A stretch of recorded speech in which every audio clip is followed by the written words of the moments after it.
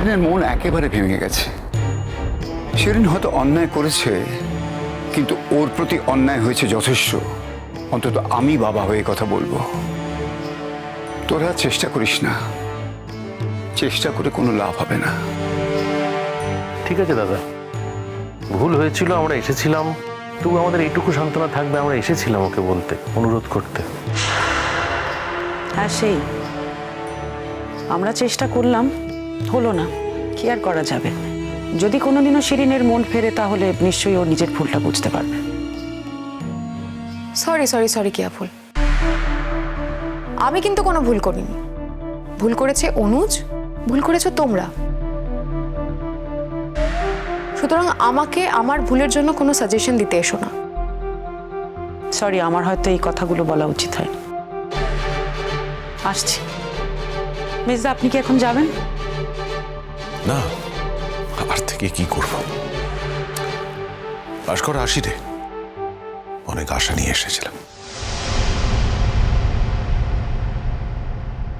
আশা তো আমরাও করেছিলাম পিনাকিদা, আশাহত তো আমরাও হয়েছি। আপনারা আশাহত হয়েছেন, আমরা হইনি। আমরা আশাহত হব আর আপনারা শুধু আশা করে থাকবেন, সেটা কি করে হয় পিনাকিদা?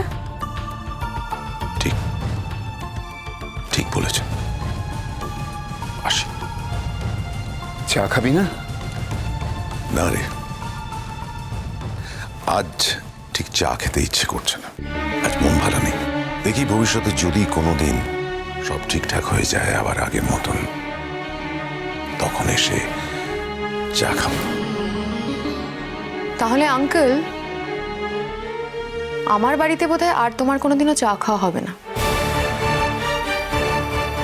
কারণ এই বিষয়টা যে মিটবে না এই গ্যারান্টিটা আমি তোমাকে দিতে পারি।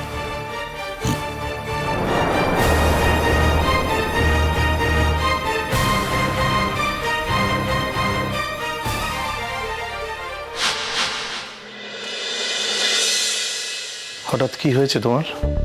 কেন, কি হবে?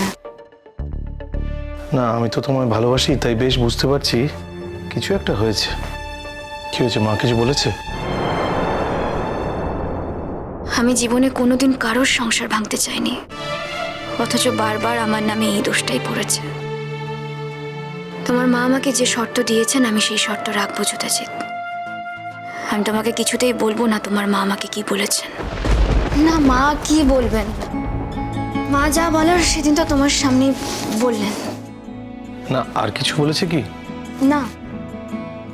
আচ্ছা, তোমার এই ট্রেনিং এ যাওয়াটা না, আমার মনে হচ্ছে তুমি যেন চিরদিনের জন্য চলে যাচ্ছ।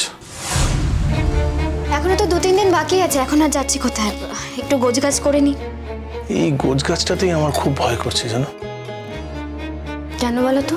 তুমি যেভাবে গোছগাছ করছো, মনে তো হচ্ছে তুমি একেবারে সবকিছু নিয়ে চলে যাচ্ছ, আর কোনোদিনও ফিরবে না এখানে।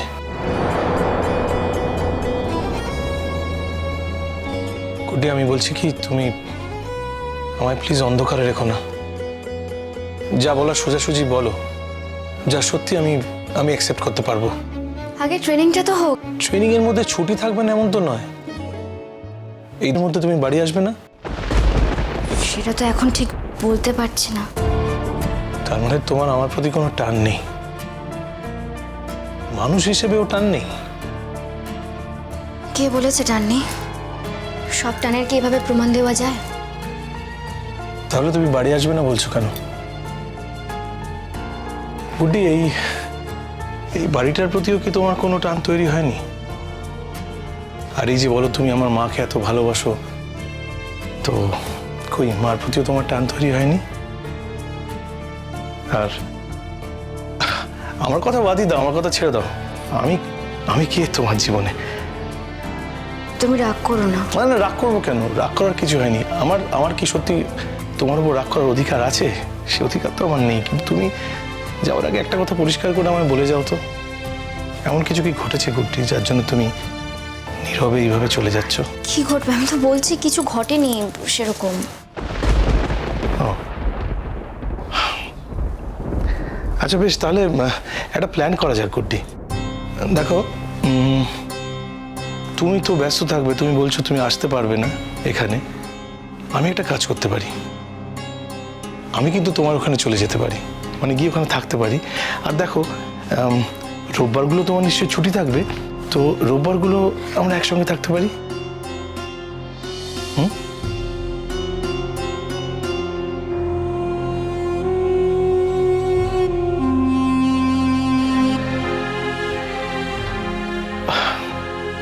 ভয় পেও না গুড্ডি, এই বাড়িতে তো ছিলে এতদিন, অসম্মানিত তো হওনি। আমার সঙ্গে বাইরে থাকলেও অসম্মানিত হবে না। না দেখো, ক্যাম্পাসেরও তো কিছু নিয়ম থাকে, আর আমি চাই না সেই নিয়মটা কেউ ভাঙুক। না, ক্যাম্পাসের নিয়মের মধ্যে এটা নিশ্চয়ই পড়বে না যে তারা একদিনও অন্তত 2 ঘন্টার জন্য, ম্যাক্সিমাম 2 ঘন্টার জন্য বাড়ির লোকের সঙ্গে দেখা করতে দেবে না। কি হতে পারে? অবশ্য তুমি যদি আমাকে বাড়ির লোক বলে কনসিডার করো তাহলেই। আচ্ছা, আমি তো এখন কিছুই জানি না সেভাবে, আমি আগে যাই, তারপর তো কি হবে, তুমি যাবে, গিয়ে ওখানে কথাবার্তা বলে তুমি কি বলবে, রোববার আমি আসতে পারবো? আমি কি তোমায় চিনি না ভেবেছ? আমি আগে গিয়ে সিচুয়েশনটা বুঝি, এখন এসব কথা বলে লাভ কি? কত কষ্ট আমার হয় সে কি তুমি ভেবে দেখেছো? কেন এত কষ্ট পাও তুমি? আমার জীবনের সঙ্গে নিজের জীবনটা জড়িয়ে তো তুমি কষ্ট পাচ্ছ। আমি সেটাই চাই না যুধাজিৎ। আমি সত্যি খুব খুশি হব যদি একটা সুখবর পাই, যদি জানতে পারি তুমি ভালো বিয়ে করেছো, তোমার জীবনে এমন কেউ এসেছে যে তোমার যোগ্য, তুমি যাকে ভালোবাসতে পারো। সেটা যে এ জীবনে সম্ভব নয় সে তো বহুবার বলা হয়ে গেছে। এই পৃথিবীতে সব ছেলে কি অনুজ হয়?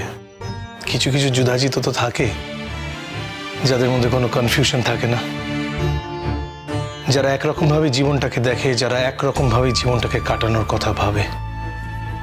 আমি সেই দলের মানুষ। তুমি যদি এখন ভেবে থাকো যে তুমি চলে যাওয়ার পর আমি আবার একটা বিয়ে করে নতুন করে সংসার করব, সেটা বোধহয় ঠিক না গুড্ডি। তুমি বোধহয় আমাকে পুরোপুরি চিনতে পারোনি এখনো।